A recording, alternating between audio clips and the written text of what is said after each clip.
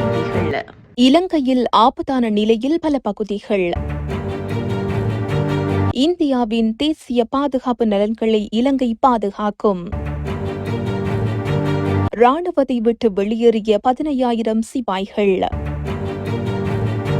பொது சுகாதார பரிசோதகர்களை அடைத்து வைத்த 2 கைது. புதிய சீன மகள் குடியரசுக்கான இலங்கை தூதுவர் பதவியேற்பு. வவுனியாவில் மரக்கடத்தல் முறியடிப்பு. தற்போது நிலவும் மழையுடன் கூடிய காலநிலையினால் பல ஆறுகளின் நீர்மட்டம் தொடர்பில் நீர்ப்பாசன திணைக்களம் மற்றும் ஒரு அறிவிப்பை வெளியிட்டுள்ளது. அதன்படி களுகங்கையின் மகுர பகுதியில் நீர்மட்டம் குறைந்து வருகின்ற போதிலும் ஆபத்து இன்னும் உள்ளதாக தெரிவிக்கப்படுகின்றது. களுகங்கையில் மில்லகந்த பகுதியில் நீர்மட்டம் மேலும் அதிகரித்து சிறு வெள்ளம் ஏற்பட்டுள்ளது. ஜிங்கங்கையின் பத்தேகம பகுதியில் நீர்மட்டம் உயர்ந்து வருகிறது. நில்வள ஆற்றில் தல்கககுட மற்றும் பனட்டுகம பகுதிகள் இன்னும் ஆபத்தான நிலையில் உள்ளன. அத்தணுகலோயாவின் சிறு வெள்ள நிலைமை படிப்படியாக குறைந்து வருவதாக நீர்ப்பாசன திணைக்களம் தெரிவித்துள்ளது. இந்தியா பொருளாதார ரீதியில் முன்னேற்றம் அடைவதன் மூலம் இலங்கை போன்ற நாடுகள் நன்மை பெறும் என வெளிவிவகார அமைச்சர் அலி சப்ரி தெரிவித்துள்ளார். இந்திய செய்தித்தளம் ஒன்றுக்கு கருத்துரைக்கும் போதே அவர் மேற்கண்டவாறு குறிப்பிட்டுள்ளார். இந்நிலையில் துறைமுகங்கள், புதுப்பிக்கத்தக்க எரிசக்தி மற்றும் பிற உட்கட்டமைப்புகளில் இலங்கை இந்தியாவிடமிருந்து அதிக முதலீடுகளை எதிர்பார்க்கிறது. அத்துடன் இலங்கைக்கும் இந்தியாவிற்கும் இடையில் பன்முக கூட்டாண்மை நிலவுவதனால் நாகரிக உறவுகளும் பிணைந்துள்ளன. குறிப்பாக பௌத்தர்கள், தென்னிலங்கையர்கள், தமிழர்கள் மற்றும் முஸ்லிம் மக்கள் என அனைத்து சமூகத்தினரும் இந்திய நாகரிகத்துடன் தொடர்பு கொண்டுள்ளனர். இதற்கிடையில் ராமாயண பாதை திட்டமானது இலங்கையின் சுற்றுலாத்துறை மற்றும் மக்களிடையேயான தொடர்பை மேலும் மேம்படுத்துவதற்கு ஒரு நல்ல தொடக்கமாக இருக்கும்.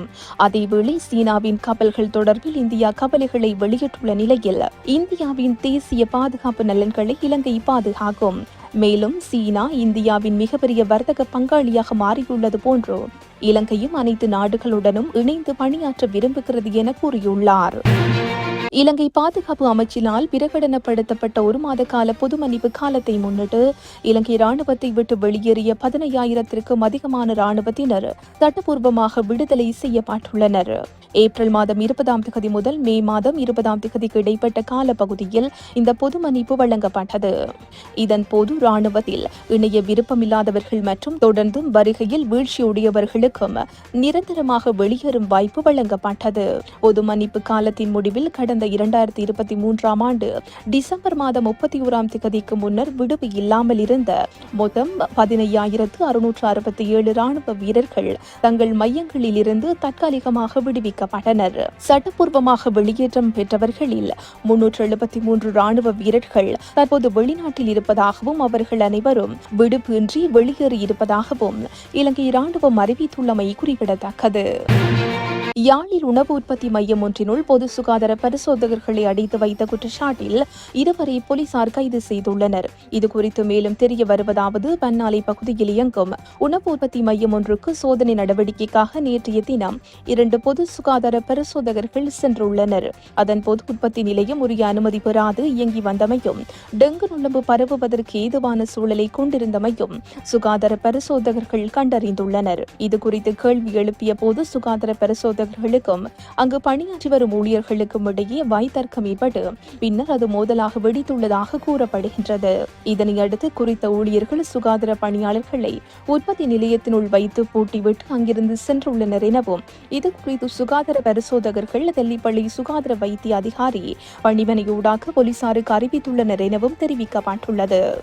இந்நிலையில் அங்கு சென்ற போலீசார் சுகாதார பரிசோதகர்களை மீட்டுள்ளதோடு குறித்த பணியாளர்களையும் கைது செய்து போலீஸ் நிலையத்தில் தடுத்து வைத்து விசாரணைகளை முன்னெடுத்து வருகின்றமை குறிப்பிடத்தக்கது.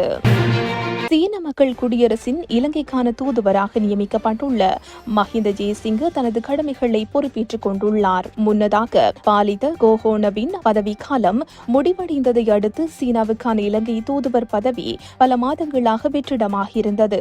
இதையடுத்து மஹிந்த ஜெயசிங்க அந்த பதவியை நேற்று பொறுப்பேற்றுக் கொண்டுள்ளார். தூதுவர் மஹிந்த ஜெயசிங்க 1998 ஆண்டு இலங்கை வெளிவிவகார சேவையில் இணைந்து கொண்டார். அத்துடன் ஆஸ்திரியா, ஐக்கிய அரபு ராச்சியம் ஆகியவற்றின் தூதுவராகவும் மலேசியாவின் துணை உயர் ஆணையாளராகவும் பணியாற்றியதுடன் சீனாவின் தூதரக அதிகாரியாகவும் அவர் செயற்பட்டுள்ளார்.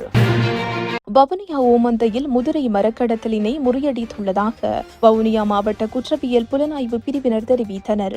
வவுனியா மாவட்ட குற்றத்தடுப்பு போலீசாருக்கு கிடைத்த ரகசிய தகவலின் அடிப்படையில் வவுனியா கல்மடுவிலிருந்து 2 வாகனங்களில் கடத்தப்பட்ட முதிரை மரக்குற்றிகளை ஓமந்தை பகுதியில் மடக்கி பிடிக்கப்பட்டுள்ளன.